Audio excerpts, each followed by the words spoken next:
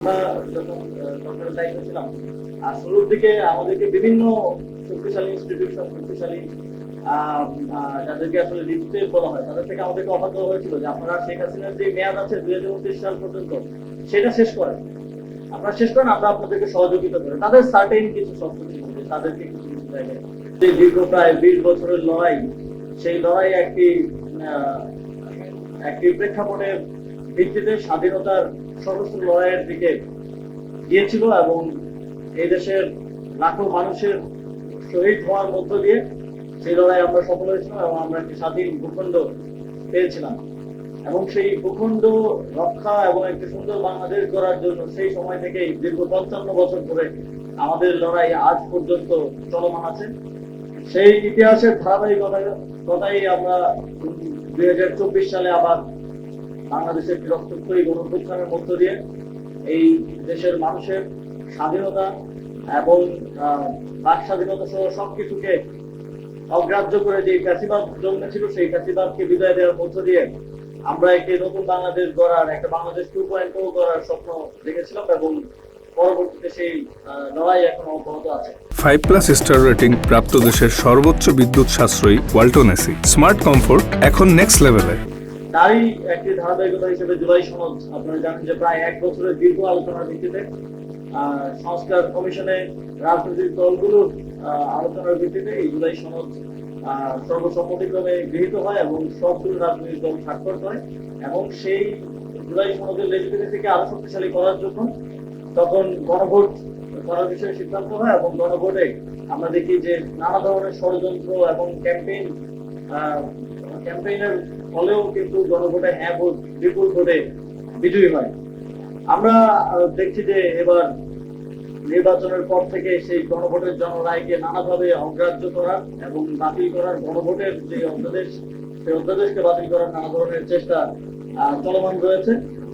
আমরা দেখছি যে এখন অনেক যারা ক্ষমতায় আছেন তারা গণরায়ের বিরুদ্ধে অবস্থান নিতেও দ্বিতীয়বার ভাবছেন না। তারা নানাভাবে এ নিয়ে বিনিয়ে গণভোটের বৈধতাকে প্রশ্নবিদ্ধ করছেন এবং জুলাই সনদের বৈধতা নিয়ে প্রশ্ন তুলছেন। আমরা এই সমসাময়িক প্রেক্ষাপটে দেখলাম যে আমরা দেখেছিলাম যে একজন বিচারপতি ছিলেন আওয়ামী লীগের সময়, তিনি একটা তথ্যতে বলেছিলেন যে জিয়াউর রহমান হচ্ছে সবচেয়ে বড় রাজাকার।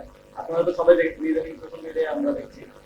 তো সেই জিয়াউর রহমানের দলই ক্ষমতায় এসে তাকে 1 মাসের মধ্যে তার জামিনটা বাস্তবায়ন করেছে। সুতরাং আমরা যে জাতীয়তাবাদী শক্তি হিসেবে বিএনপিকে চিনতাম, আমরা সেই বিএনপিকে এখন আসলে চিনতে পারছি না। আমাদের মনে হচ্ছে যে উদ্ভট ফুটের পিঠে পিঠে চলছে স্বদেশ, একটা কথা আছে না যে ক্ষমতায় আছে একজন কিন্তু কে চালাচ্ছে পেছন থেকে বা তার কাজকর্মে বোঝা যাচ্ছে না যে আসলে সেই নিজেকে পরিচালিত করছে, সে দেশটা চালাচ্ছে না কোনো কেউ এই দেশটা চালাচ্ছে। না হলে আমরা এরকম জিয়াউর রহমানকে সবচেয়ে বড় রাজাকার বলা, তারপর বিভিন্ন সময়ে যাদেরকে আমরা দেখেছি যে বর্তমান প্রধানমন্ত্রী তারেক রহমানকে নিয়ে কটু বক্তব্য করেছেন, খালেদা জিয়াকে নিয়ে নোংরা নোংরা বক্তব্য করেছেন, তাদেরকেই এখন সাথে নিয়ে ঘুরে বেড়ানো, এই জিনিসগুলো খুব অস্বাভাবিক লাগে আর কি আমাদের দেখতে। আমরা ইদানিং দেখছি যে নতুন সরকার, আমাদের যখন অন্তর্বর্তীকালীন সরকার ছিল, আমি সেই সরকার ছিলাম, আমাদেরকে বারবার বলা হচ্ছে যে নির্বাচিত সরকার আসলে দেশের সব সমস্যার সমাধান, এক কথায় সব সমস্যার সমাধান। কিন্তু আমরা দেখতে পাচ্ছি যে নতুন সরকার ক্ষমতা গ্রহণ করার পর থেকে এখন পর্যন্ত কোনো বিষয়েই তারা আসলে সেরকম সাফল্য আমাদেরকে দেখাতে পারেনি। যদিও আপনারা হয়তো বলবেন যে ইশতেহারের কয়েকটা বিষয় বাস্তবায়িত হয়েছে, আসলে বাস্তবায়িত হয়নি। পাইলট প্রজেক্ট বা আমি একটা ইশতেহার দিলাম, সেটার একটা ছোট অংশ দিয়ে শুরু করাটা, এটা 5 দিনেও করা যায়, এটা এত বড় কোনো সাফল্য নয়। এটা বাস্তবায়িত হলে তারপর আমরা হয়তো বলতে পারবো, যদিও সেগুলো দলীয় এজেন্ডা। আমাদের আমরা দেখছি যে দেশে যে চ্যালেঞ্জ গুলো এসেছে এই নতুন সরকার আসার পরে, এক হচ্ছে ঈদ যাত্রা এবং ঈদের সময় এটার ম্যানেজমেন্ট আমাদের কিছু ভয়াবহ রকম মিসম্যানেজমেন্ট হয়েছে এবং এমন না যে আগের বার বেশি ভাড়া নেওয়া হয়নি, আগের বারও নেওয়া হয়েছে, কিন্তু সেটা একটা চেক এন্ড ব্যালেন্সের মধ্যে ছিল এবং সরকারের তৎপরতা দেখা গেছে। আমরা বলেছি আমাদের ডিউটি, আমরা অ্যাকনোলেজ করেছি এই প্রবলেমটা আছে, আমরা বেশি নিচ্ছে, আমরা চেষ্টা করতেছি কমানোর, আপনারা আমাদেরকে সহযোগিতা করেন।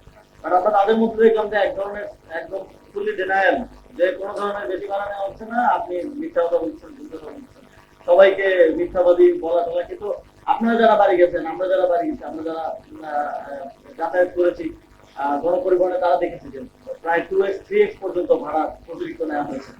আমরা এই যে এখন যে তেলের সংকট দেখছি, আমি সরকার থাকা অবস্থায় আমি গভর্নমেন্টের যে পারচেস কমিটি আছে সেটার মেম্বার ছিলাম, এবং গভর্নমেন্টের পারচেস কমিটিতে প্রায় প্রতি পারচেস কমিটিতে দুটা জিনিস কমন থাকতো: তেল এবং গ্যাসের আমদানির অনুমতি দেওয়া, যে এত ব্যারেল তেল, এতটুকু গ্যাস, এটা আমদানির অনুমতি দেয়। কারণ যেহেতু টাকাটা ব্যাংকের রিজার্ভ থেকে যায়, ফলে ওইটা সরকারের একটা অনুমতি লাগে যে কোনো প্রতিষ্ঠান এটা দেশের বাইরে থেকে আমদানি করার জন্য।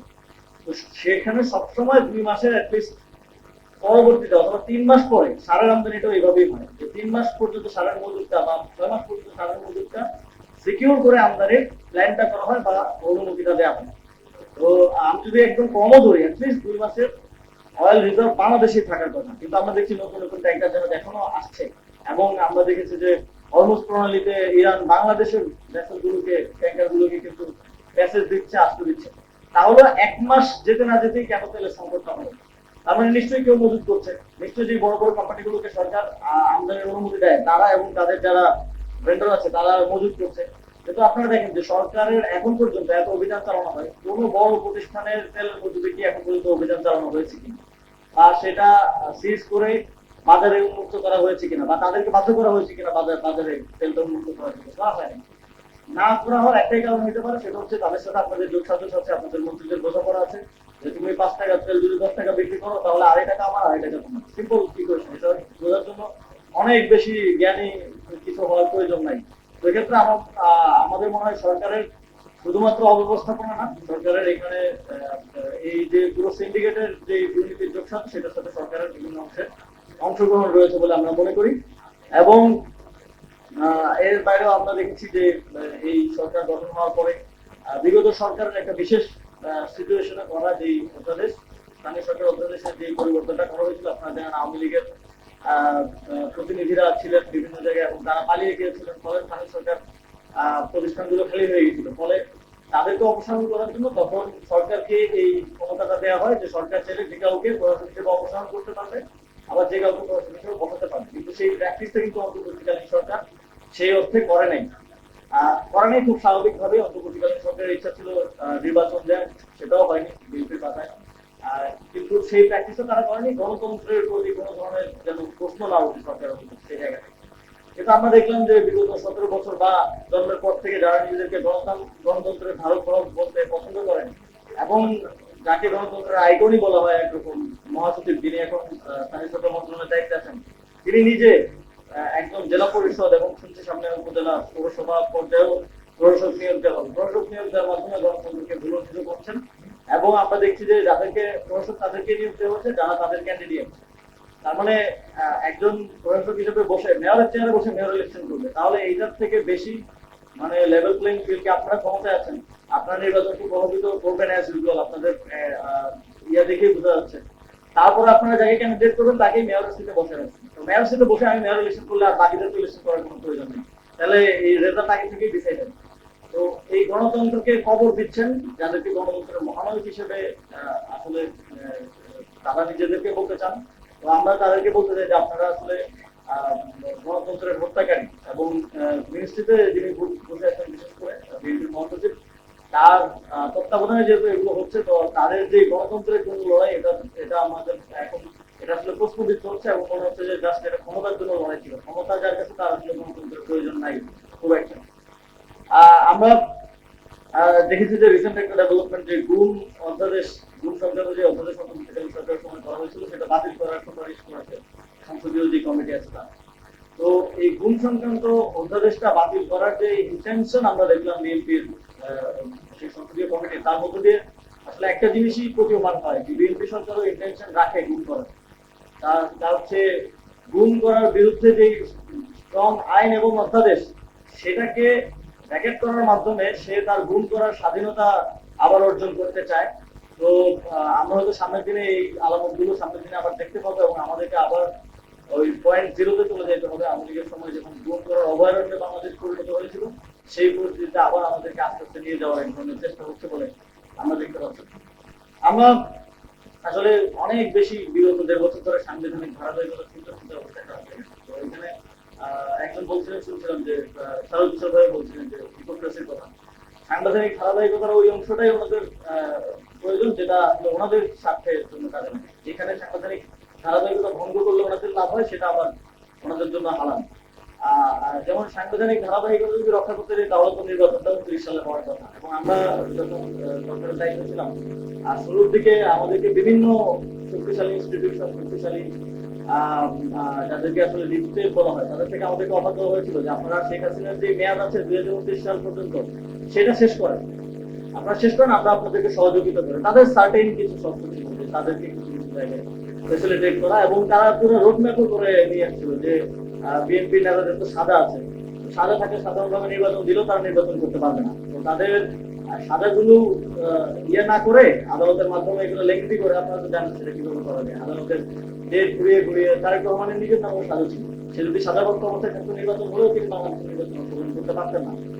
তো তারা পুরো স্ট্র্যাটেজি আমাদেরকে সাজিয়ে দিয়েছিল যে কিভাবে ক্ষমতায় থাকা যায়, তাদের সাথে এক ধরনের নেগোসিয়েশন, সমঝোতা করতে। আমরা কিন্তু সেটাতে সায় দেইনি। আমরা সবসময় গণতন্ত্রকেই সামনে রেখেছি, এবং সেটার প্রতি কমিটমেন্ট লাস্ট সরকারের ছিল বলে নির্বাচনটা হয়েছে, এবং আমাদের ছিল বলেই আমরা ইভেন নির্বাচন যেন প্রস্তুতিত না হয়, সেই জন্য নিজেরা আগ বাড়িয়ে পদত্যাগ করে চলে এসেছি। কিন্তু আমরা দেখলাম যে বিগত সরকারের দুজন গুরুত্বপূর্ণ দায়িত্ব থাকা ব্যক্তি এই সরকারের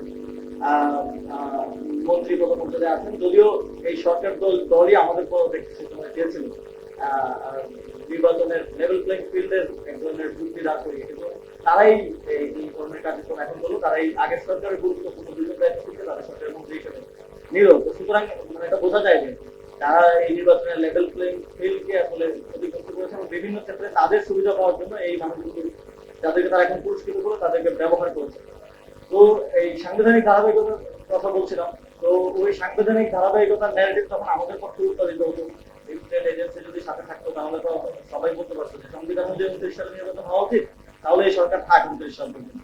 আমরা এই সমঝোতাটা করে নেই। আমরা বাংলাদেশের গণতন্ত্রের জন্য, বাংলাদেশের মুক্তিকামী মানুষের দীর্ঘদিনের যে ভোট দেওয়ার কার্যক্রম গণতন্ত্র আছে, সেটাকে সম্মান জানিয়েছি, এবং যথাসময়ে যতটুকু দায়িত্ব একেবারে পালন না করলেই নয়, জুলাই সনদ সহ এই জায়গাটার জন্য আমরা এতটুকু করেই এই সরকার কিন্তু একটা নির্বাচন দিয়েছে, এবং আপনারা ক্ষমতায় এসেছেন। কিন্তু আপনার ক্ষমতায় আসার পরেই এই নির্বাচনের প্রেক্ষাপট যেই কারণে তৈরি হলো, জুলাই এবং জুলাই সনদ, সেটাকেই এক ধরনের ভায়োলেট করা শুরু করলেন, এবং সেটাকে চ্যালেঞ্জ করা শুরু করলেন। এবং আপনারা ভুলে গেলেন যে আসলে বিগত সময়ে যারা এই ধরনের গণরায়ের বিরুদ্ধে অবস্থান নিয়েছে, তাদের কি পরিণত হয়েছে। আপনারা রাজনীতি করবেন, অবশ্যই রাজনৈতিক দল মানেই রাজনীতি করবেন। আপনারা জামাতের সাথে রাজনীতি করেন, এনসিপির সাথে রাজনীতি করেন, আরো অপর রাজনীতি দল আছে তাদের সাথে রাজনীতি করেন। আপনারা ক্ষমতা পেয়েই জনগণের সাথে রাজনীতি করা শুরু করলেন। আমরা দেখেছি আগে আওয়ামী লীগের জনগণের সাথে রাজনীতি করছে, জনগণের জনবিরুদ্ধ কাজ করার জন্য নানা ধরনের ন্যারেটিভ উৎপাদন, হাইকোর্টে নিয়ে যাওয়া, তারপর হচ্ছে এই সংবিধান, এই আইন, বিভিন্ন কিছু দেখানো, সেটা আমরা বিগত সময় দেখেছি। তো আপনারাও এটা শুরু করেছেন, আপনাদেরকে অভিনন্দন জানাই। এই পথে আপনাদের যাত্রাটা আপনারা শুরু করলেন। তবে এই পথের শেষটা কোথায়, বাংলাদেশে বারবার ইতিহাস সেটা দেখে দিয়েছে, কিন্তু ইতিহাসের সবচেয়ে বড় দুঃখের বিষয় হচ্ছে মানুষ ইতিহাস থেকে শিক্ষা নেয় না, আপনারাও দিচ্ছেন না। তো জনগণের সাথে এই রাজনীতি, অপরাজনীতি করার ফলাফলটা হয়তো ভালো হবে না, এবং সেটার জন্য আসলে খুব বেশি আপনারা খুব নেতৃত্বের দরকার হয় না। আমরা দেখেছি জুলাই গণঅভ্যুত্থানের সময় রাজনৈতিক দল হিসেবে নেতৃত্ব দেওয়ার কথা ছিল বিএনপি জামাতের, কিন্তু তারা তো নেতৃত্ব দিতে পারেন নাই। জনগণেরও তাদেরকে প্রয়োজন হয়নি। আমাদের মতো অখ্যাত লোকজনকে বিশ্ববিদ্যালয় ক্যাম্পাস থেকে কিংবা রাজপথ থেকে ধরে এনে মানুষ তাদের নেতৃত্ব বানিয়ে দিয়ে আন্দোলন সফল করে নিয়ে গেছে। তো নেতৃত্বের প্রয়োজন হয় না। আপনারা যদি বলেন যে এনসিপি নেতৃত্ব দিতে পারবে না, এনসিপির সাথে লোক নাই, জামাত পারবে না, পারবে না, আমাদেরও দরকার নেই। যখন জাতির প্রয়োজন হবে, যখন আপনারা মানুষের সাথে অপরাধনীতিটা কন্টিনিউ করতে থাকবেন, তখন মানুষের মধ্যে থেকে নেতৃত্ব আসবে, এবং মানুষের মধ্যে থেকেই ইতিহাস সবসময় সঠিক পথেই হাঁটে। এবং ওই যে নদী যেমন তার প্রয়োজন অনুযায়ী মাটি ভেঙে ভেঙে ভেঙে পার ভেঙে ভেঙে সঠিক পথটা খুঁজে নেয়, ইতিহাস তার সঠিক পথটা খুঁজে নেয়, এবং খুঁজে নিয়েছে বাংলাদেশের ইতিহাসে, সামনের দিনেও খুঁজে নিবে। এটাই বলতে চাই আজকের দিনে। তো আপনাদের প্রতি আমরা সবসময় বলছি যে আমরা আপনাদেরকে সহযোগিতা করতে চাই, সেটার জন্য প্ল্যাটফর্মটা আপনাদের তৈরি করতে হবে। আপনারা যদি জুলাই সনদের প্রতি গুডউইলটা দেখে সেটা বাস্তবায়নের মাধ্যমে, এবং যে কমিটমেন্ট গুলো আপনারা আমাদেরকে করেছিলেন, যাদেরকে করেছিলেন, সেগুলো বাস্তবায়নের মাধ্যমে সামনে দিকে গেছেন, আমরা অবশ্যই আপনাদেরকে সহযোগিতা করবো। আর যদি না করেন, তাহলে আমাদেরকে জনতার কাতারে ফিরে যেতে হবে, এবং জনতাকে সাথে নিয়ে বাংলাদেশের ভবিষ্যৎ নির্ধারণ করতে হবে। আপনাদের সবাইকে ধন্যবাদ। জাতীয় নাগরিক পার্টি ঢাকা দক্ষিণ মহানগর যে কমিটি যারা এই প্রোগ্রাম আয়োজন করছেন, তাদেরকে বিশেষভাবে ধন্যবাদ জানাই। আমি শেষ করছি। আসসালামু আলাইকুম।